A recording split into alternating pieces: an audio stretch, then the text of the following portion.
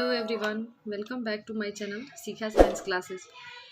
आज का टॉपिक हमारा है स्टोरेज के बारे में। Once the crop is harvested, the grains have to be free from moisture and safe from any kind of insects और पेट्स अटैक। एक बार अगर किसी भी क्रॉप को हम लोग कल्टिवेशन के बाद जब हार्वेस्ट कर लेते हैं, उसको कट कर लेते हैं, देन जो उसके ग्रेन्स है वो किसी भी मॉइस्चर से या फिर किसी भी एनी काइंड्स ऑफ इंसेक्ट्स या पेट्स अटैक से वो फ्री हो जाते हैं।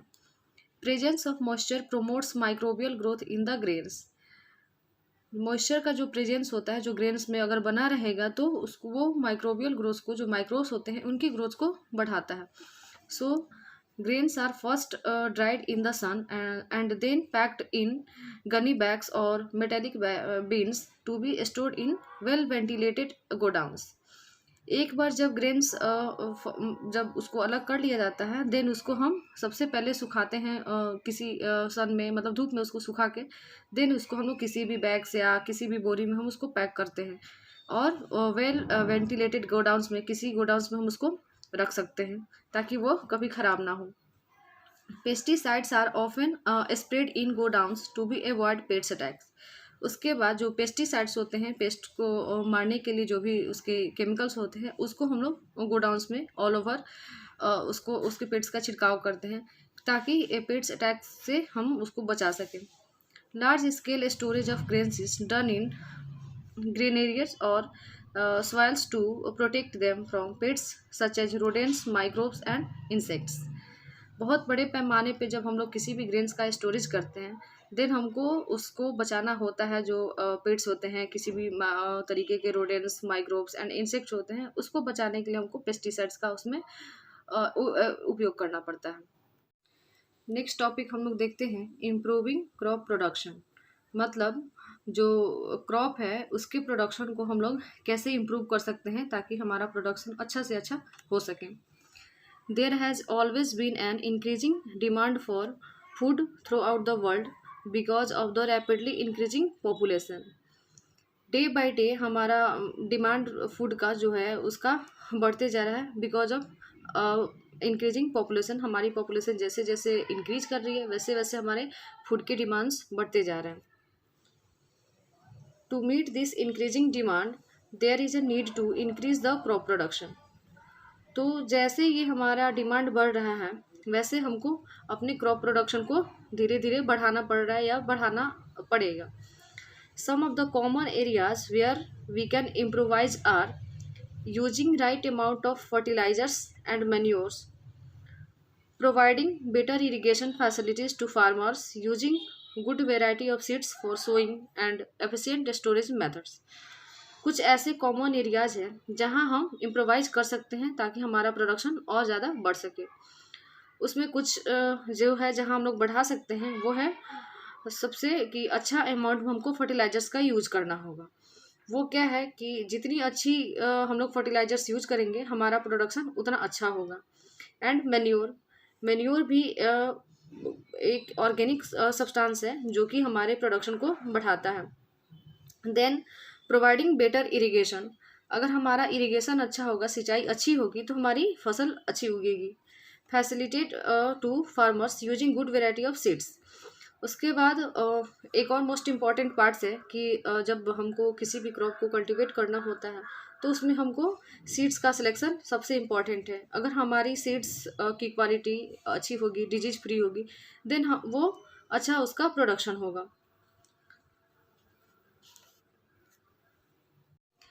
इन order to improve crop variety, agriculture scientist and farmers are using new techniques.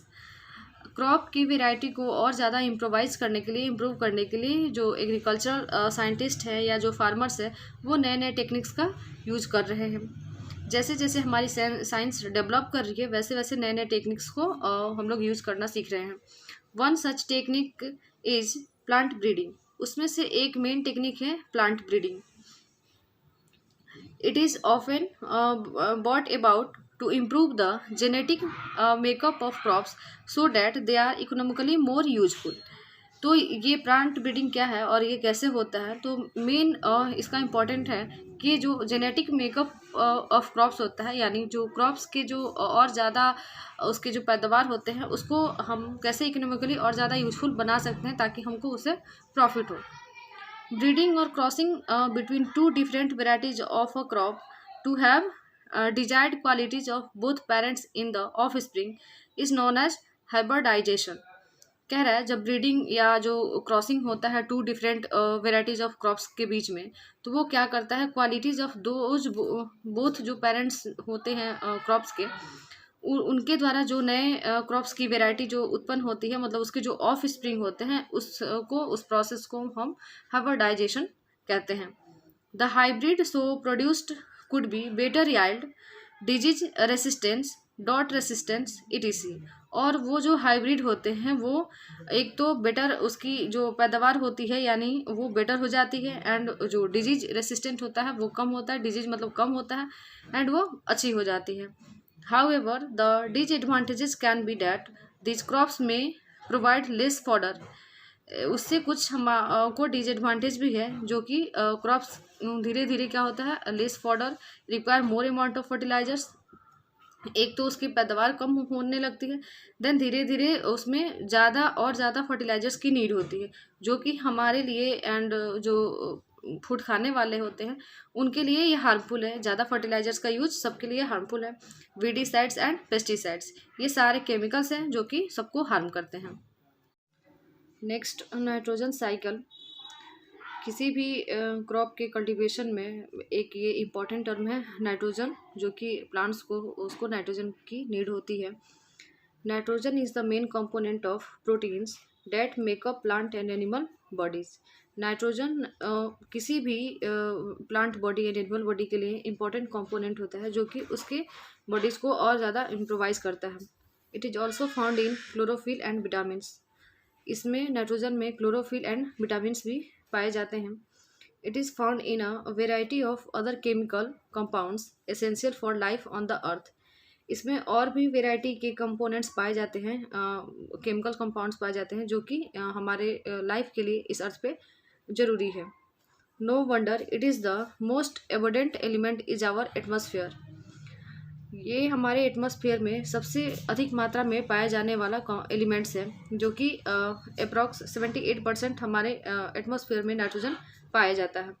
It is majorly present in the gaseous form, but it cannot be used directly by living organism in this form।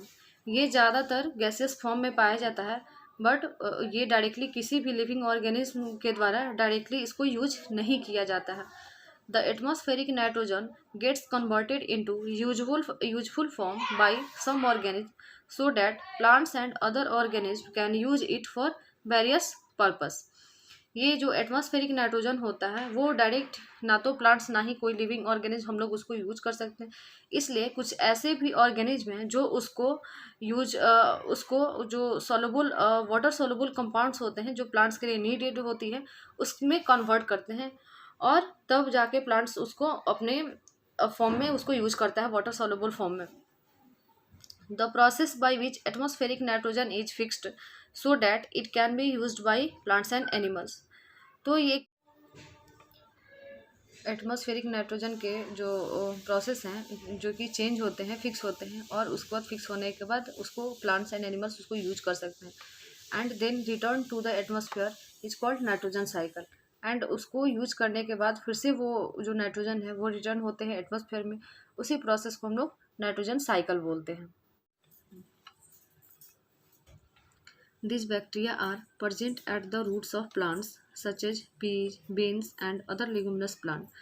और ये bacteria कुछ ऐसे leguminous plants के roots में पाए जाते हैं, जैसे पीज हैं, बीन्स हैं, ये सब के रूट्स में पाए जाते हैं।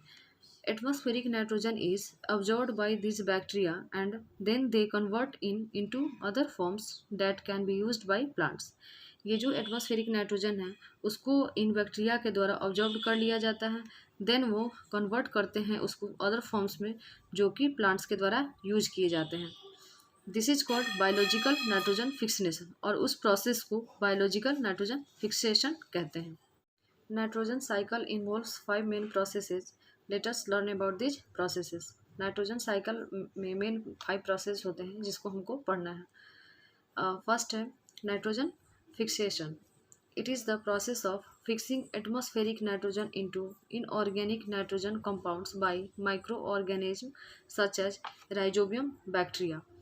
नाइट्रोजन फिक्सेशन में ये ऐसा एक फिक्सिंग का प्रोसेस है जिसमें एटमॉस्फेरिक नाइट्रोजन को इनऑर्गेनिक नाइट्रोजन कंपाउंड्स में जो माइक्रो ऑर्गेनिज्म होते हैं उसमें जो राइजोबियम है, राइजोबियम बैक्टीरिया, उनके द्वारा उसको नाइट्रोजन को fix. In addition to this biological process, lightning, volcanic eruption, and forest fires also help in converting atmospheric nitrogen into ammonia. ये जो बायोलॉजिकल प्रोसेसेस होता है जिसमें जो लाइटनिंग होती है या वॉल्केनिक होता है या आंधी तूफान वगैरह, जो फॉरेस्ट फायर हो जाते हैं, जंगल में आग लगना, ये सब भी कुछ मायनों में हेल्प करते हैं एटमॉस्फेरिक नाइट्रोजन को कन्वर्ट करने के लिए, और ये कन्वर्ट करते हैं अमोनिया के फॉर्म में। High temperature due to lightning is responsible for the reaction between nitrogen and oxygen. ये जो हाई टेम्परेचर होता है वो responsible for the reaction between nitrogen and oxygen. Oxygen and nitrogen के बीच जो रिएक्शन होता है उसके लिए रिस्पॉन्सिबल होता है। This reaction produces oxides of nitrogen as the final product. और वो जो ऑक्सीजन एंड नाइट्रोजन के बीच रिएक्शन होता है वो फाइनल प्रोडक्ट के फॉर्म में ऑक्साइड्स को देता है। This is called atmospheric nitrogen fixation, और उसी प्रोसेस को एटमॉस्फेरिक नाइट्रोजन फिक्सेशन कहते हैं। When these oxides come in contact with rainwater, they dilute nitric acid, which in turn reacts with soil alkalis and form nitrates. जब ये oxides rain water के contact में आते हैं देन वो डाइल्यूट होते हैं नाइट्रिक एसिड में, जो कि टर्न हो जाता है सॉइल एल्केलिस में, जो कि बनाता है नाइट्रेट्स को। Nitrates are also formed in the soil by the action of certain nitrifying bacteria such as nitrobacter. और ये जो नाइट्रेट्स हैं वो किसके द्वारा फॉर्म किए जाते हैं? सॉइल के द्वारा, जो कि सॉइल में कुछ सर्टेन नाइट्रीफाइंग बैक्टीरिया पाए जाते हैं जिसको हम लोग नाइट्रोबैक्टर कहते हैं। नाइट्रोजन एसिमिलेशन मतलब नाइट्रोजन को मिक्स करना या उसको फॉर्म में दूसरे फॉर्म में चेंज करना। The roots of this leguminous plants absorb the fixed nitrogen which is later converted to proteins in the plant body. जो लिग्यूमिनस प्लांट्स होते हैं वो नाइट्रोजन को एब्जॉर्ब करते हैं, देन उसको कन्वर्ट करते हैं प्रोटीन्स में, जो कि प्लांट्स बॉडी उसको आसानी से ऑब्जर्व कर पाते हैं। This process of converting inorganic nitrogen into useful organic compounds in living organism is called nitrogen Uptake और एसिमिलेशन। ये जो प्रोसेस है कन्वर्टिंग का, जो इनऑर्गेनिक नाइट्रोजन को यूजफुल ऑर्गेनिक कंपाउंड्स में लिविंग ऑर्गेनिज्म के द्वारा यूज किया जाता है, उसको हम लोग नाइट्रोजन अपटेक या फिर एसिमिलेशन बोलते हैं। अमोनिफिकेशन मतलब अमोनिया को फिक्स करना। Organic nitrogen gets converted into ammonia when plants and animals die and decompose. Organic nitrogen जो कि अमोनिया के फॉर्म में कन्वर्ट होता है, तो ये कब कन्वर्ट होता है? जब कोई भी प्लांट्स या एनिमल्स जब डाई हो जाते हैं एंड डिकम्पोज होते हैं तो वो अमोनिया के फॉर्म में कन्वर्ट हो जाते हैं। Decomposition is done by microbes that act on the dead matter and convert the proteins into ammonia. ये जो डिकम्पोजिशन का प्रोसेस ये कब होता है? जब माइक्रोब्स डेड एनिमल्स को या प्लांट्स को कन्वर्ट करते हैं प्रोटीन्स को अमोनिया के फॉर्म में, तो ये अमोनिफिकेशन कहलाता है। नाइट्रिफिकेशन, अब ammonia produce during the decomposition of dead organism is converted into nitrates in the soil with the help of nitrifying bacteria present in the soil. Ammonia जो produce होता है तो उस टाइम डिकम्पोजिशन जब होता है डेड ऑर्गेनिज्म का, वो कन्वर्ट होते हैं नाइट्रेट्स के फॉर्म में जो कि सॉइल में होता है, and with the help of nitrifying bacteria जो कि प्रेजेंट होते हैं सॉइल में, और वो अमोनिया को उसमें कन्वर्ट करते हैं नाइट्रेट्स के फॉर्म में। नेक्स्ट हम लोग पढ़ते हैं डीनाइट्रिफिकेशन, मतलब नाइट्रिफिकेशन जब होता है उस टाइम कुछ डीनाइट्रीफाइंग बैक्टीरिया भी होते हैं जो कि जो नाइट्रोजन का फिक्सेशन होते रहता है उस टाइम उसको वो होने से थोड़ा बहुत रोकते हैं। Certain bacteria called denitrifying bacteria act on decaying plants and animals and on nitrates in the soil and release nitrogen gas into the atmosphere. कुछ ऐसे बैक्टीरिया भी हैं जिनको डीनाइट्रीफाइंग बैक्टीरिया बोलते हैं, वो एक्ट करते हैं डिकेइंग प्लांट्स एंड एनिमल्स, और वो नाइट्रेट्स को जो कि सॉइल में होते हैं उसको रिलीज करते हैं नाइट्रोजन गैस के फॉर्म में फिर से एटमॉस्फेयर में। Thus, nitrogen is returned back to the atmosphere and completes the nitrogen cycle. उसके बाद जो नाइट्रोजन होते हैं वो फिर से रिटर्न होते हैं एटमॉस्फेयर में, एंड ये नाइट्रोजन जो हमारा नाइट्रोजन साइकिल है वो कंप्लीट हो जाता है डीनाइट्रिफिकेशन के बाद। Food obtained from animals. अभी तक हमने पढ़ा था कि प्लांट से फूड जो मिलते हैं, अब हमको देखना है कि एनिमल से कौन कौन से फूड मिलते हैं। Similar to the agriculture practices discussed earlier, animals are also reared for various purpose. जैसे हमने एग्रीकल्चर प्रैक्टिसेस के बारे में पढ़ा है, वैसे ही एनिमल्स को भी हम लोग अलग अलग अपने पर्पस के लिए उसको यूज करते हैं, यानी पालते हैं। Animals provide us food in the form of milk, eggs, honey and meat. Animals हम लोग को अलग अलग तरह के फूड प्रोवाइड करवाते हैं, जैसे मिल्क हो गया, eggs, honey and meat. From milk, we obtain other food products such as butter, ghee and cheese. Milk के द्वारा भी कुछ अदर हमको फूड प्रोडक्ट्स मिलते हैं, जैसे butter, ghee and cheese. Animals that gives us milk are called dairy animals. ऐसे animals जिनसे हमको मिल्क मिलता है उनको हम लोग डेयरी एनिमल्स बोलते हैं। The practice of keeping and breeding animals for milk is termed as dairy farming. ऐसे प्रोसेस जिसके द्वारा हम एनिमल्स को पालते हैं या फिर उनको रखते हैं for the purpose of milk, उनको हम लोग डेयरी फार्मिंग बोलते हैं। Animals that give us eggs and meats are called poultry animals. ऐसे एनिमल्स जिसको हम लोग एग या मीट के लिए के पर्पस से पालते हैं, फिर उनको पोल्ट्री एनिमल्स बोलते हैं। The practice of keeping and breeding birds that provide us eggs and meat is called poultry farming। कुछ ऐसे प्रोसेस जिसमें हम लोग बर्ड्स को एग्स के लिए या फिर मीट के लिए जब यूज करते हैं तो उसको पोल्ट्री फार्मिंग बोलते हैं। Honey obtained from honey bee is easily digestible and has medicinal properties. Honey जो हम लोग हनी बी से इजली प्राप्त करते हैं, वो या तो हम लोग को डाइजेस्टेबल होते हैं या फिर हम लोग मेडिसिनल पर्पज से उसको यूज करते हैं।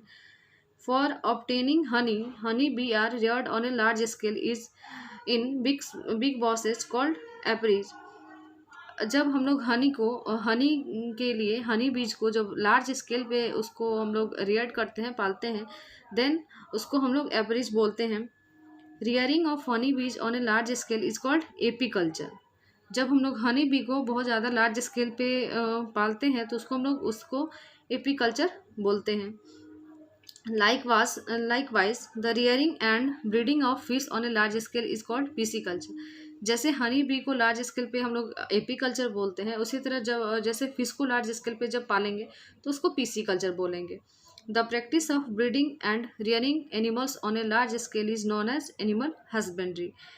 जब हम लोग किसी भी एनिमल्स को बहुत ज़्यादा लार्ज स्केल पे पालते हैं या उसको अपने यूज़ के लिए जो जो हमको फुल सब प्रोडक्ट्स चाहिए उसके लिए जब हम उसको यूज़ करते हैं, देन उसको हम लोग एनिमल हस्बेंड्री कहते हैं। Thanks for watching. Please like, share and subscribe my channel.